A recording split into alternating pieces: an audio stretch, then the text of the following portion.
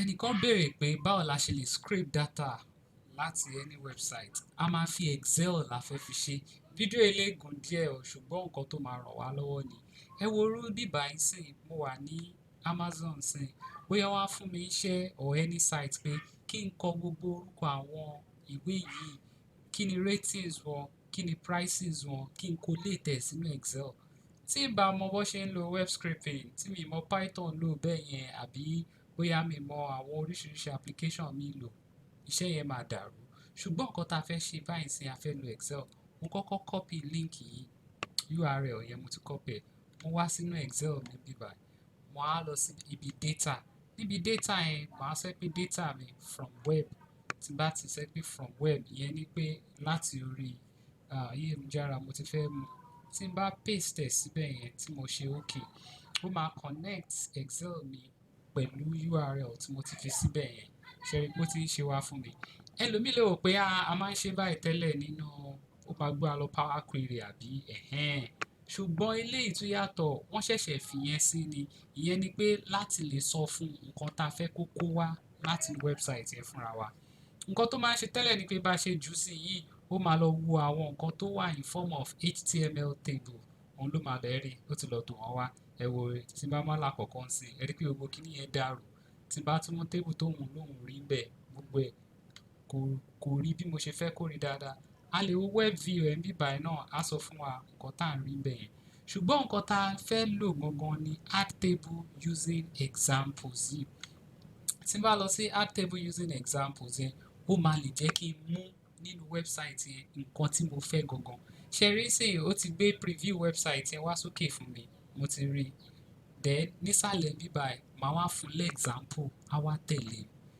Column 1 sí mo fẹ́ pè ní title. Ṣé rí bẹ́ẹ̀ yẹn? Mo wá fẹ́ kọ title alákọ̀ọ́kọ́ which is House of Flames yẹn sì. Màá kàn ṣe bí pé mo fẹ́ kọ síbẹ̀.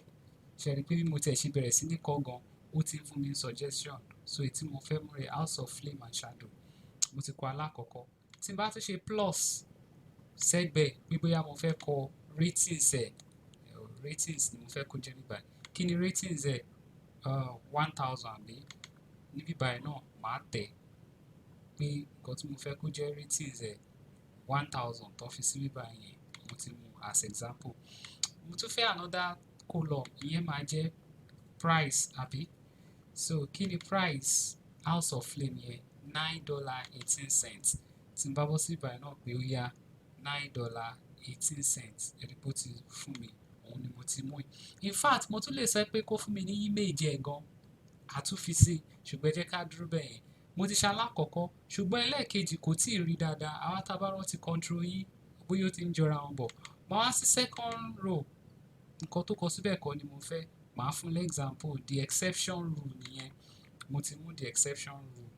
Bí mo ṣe mú ẹlẹ́ẹ̀kejì yẹn, tí n bá sọ pé ó yá enter, bóyá ó ti rí gbogbo ìtókù. Kí lẹ rí tó ṣẹlẹ̀ yẹn? Ẹ rí pé ó ti fill ẹ̀ lọ fún mi. Ó ti mú the bad weather, ó kọ jáde. Ó mú ratings náà, ó ti kọ ẹ̀wù.